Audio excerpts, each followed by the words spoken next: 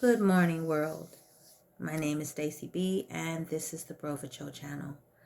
Today, I wanted to speak on a topic that touches us all, and I believe that we all have bear witness to it or have been succumbed to it, and it affects us while we're on our jobs, within our family units, among our friend groups and peer groups, and so it is people pleasing. And while I'm not speaking of pleasing our parents and making good grades and things of that nature, I'm thinking of the bigger picture of people pleasing. When we stop doing what God has asked us to do, um, to please someone else, to fit in, to be understood, um, because it's not always for them to understand. Okay? It isn't always for them to accept you. And I will always say sometimes it's okay to travel the road less traveled, to be the oddball out. Okay? Sometimes that's a-okay with the Father. Because some of the things that he's going to come and ask you to do in your life will require you to step outside of that circle, to do something different, to be different. Okay, some of these things will. And so I believe that the Bible is trying to inform us, warn us that trying to please everyone is a snare. It tells us that. It's a snare when you're trying to please everyone in your group, wanting people to like you. So, sometimes we wonder why these doors aren't opening. It's because it's the wrong door. I'm here to tell you, it's the wrong door. Because you keep trying to please someone. You keep putting your values, your beliefs, your goals on the line to make sure that somebody likes you. To ignore the fact that God has got you on a mission. To not walk the footsteps that Jesus himself are preparing for you and going ahead. We tend to, I always look at it as, Jesus is in front of us and we're running down this road and here's an avenue and here's an avenue and here's an avenue. And as we're trying to walk this path to the Father, through Jesus Christ, as we're trying to reach the goal, we get detoured, sidetracked. Whether it be, I wanted this job because it gave me this name and this prestige, and these people behave like this, so now I need to behave like them so that I can fit in and get in, not knowing that the gift is already ahead and you're going to get it anyway. But we try to do things in our own understanding amongst people we think can open doors for us when it's God. We say it all the time, right? We say it all the time. It is Jesus, leading the way, and God is opening those doors for us. He's sending out angels on your behalf. You understand what I'm saying? So why do we tend to drop that ball when we want that high-paying job? When we want to own a home, when we want to change our lives. Yes, he sends you people. Yes, we can give thanks, but if it wasn't for God. Okay? And so when I think about people pleasing in this season, life has changed, at least for me. Because I know what it's like to want people to understand you, so you go around explaining yourself to everybody. I'm here to tell you something. The people who care, they'll ask. So running around trying to explain something to people who really don't care, don't want to hear it, aren't willing to assist you in your plight, you're wasting breath. You're wasting time. Precious time. A lot of times, a good example of that is if you just look back over your life. Say you're my age now, and we're looking back at, and I'm 49. So I look back over my life, and I think in junior high and high school, things were so tough for me, and I just wanted nothing more but to just fit in, right? Just to fit in. And I look back and those people aren't even a part of my life anymore. Okay? I'll think back 10 years ago, when I thought I couldn't get that job if I didn't know the right people. So I hung with the right people, made myself available for the right people, or so I thought were the right people, when God was the right people all along. So if you just look back and just see where we all have played that part to try to have a better outcome instead of taking it to God first and foremost, we might have reached our goal a lot sooner. And so as I was reading through Proverbs, it says, the fear of man will prove to be a snare. In other words, we're walking around fearing what they think, and we fear what this group might not let us do, or how they will blackball us, or whatever the case may be. It will lead you in a snare, because now your hopes and your dreams and your focus is on them. It is based in them. It is grounded in them. Okay? And then it goes on to say, but whoever trusts in the Lord is kept safe. Place all of your concerns, all of your needs on Him. We can talk about it all day long.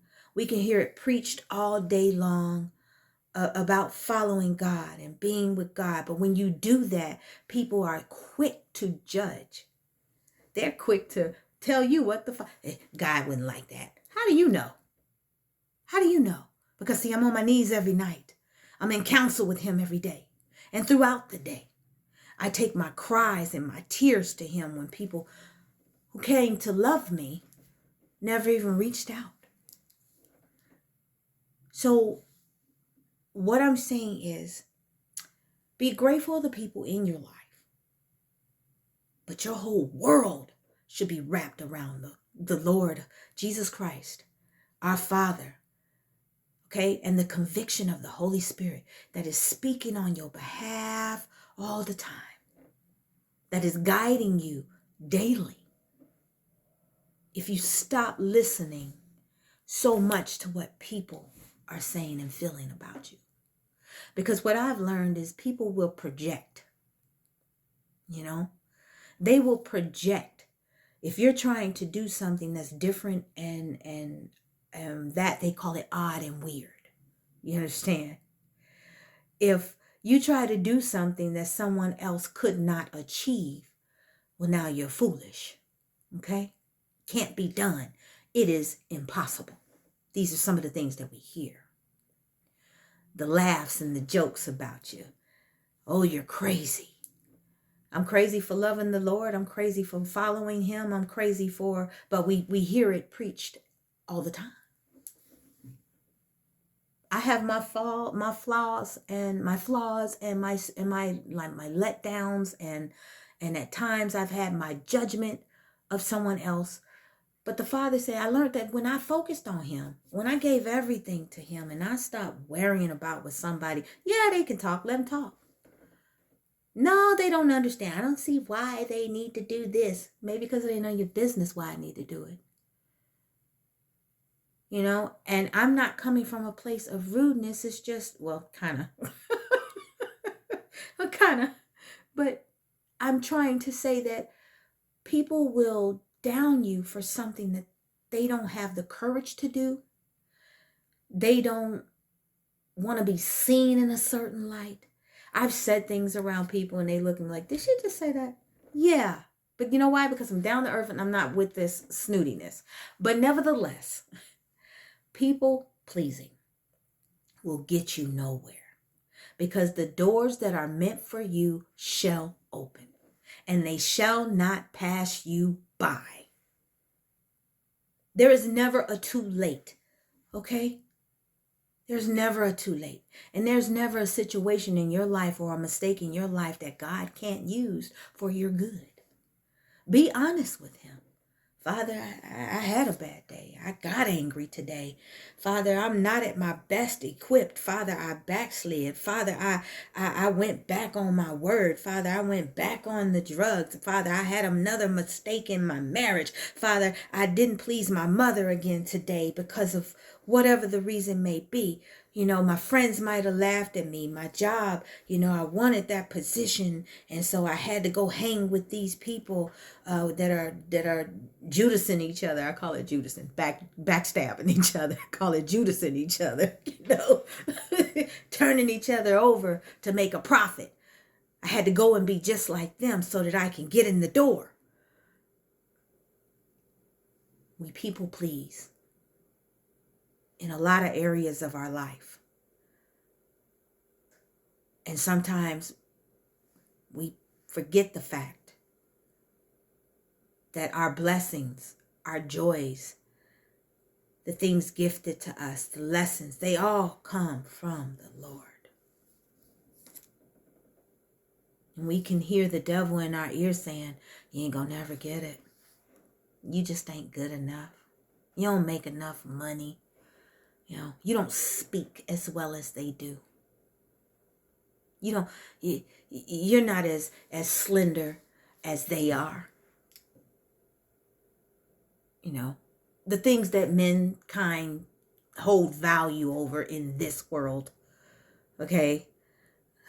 Long hair, short hair, skinny, fat, poor and rich, you know, conservative, Democrat, you know, it gets to be liberal, shall I say, conservative, liberal, you know, just all the different things that we are chasing to fit in, when in the end it's only going to be 2 rooms to go into.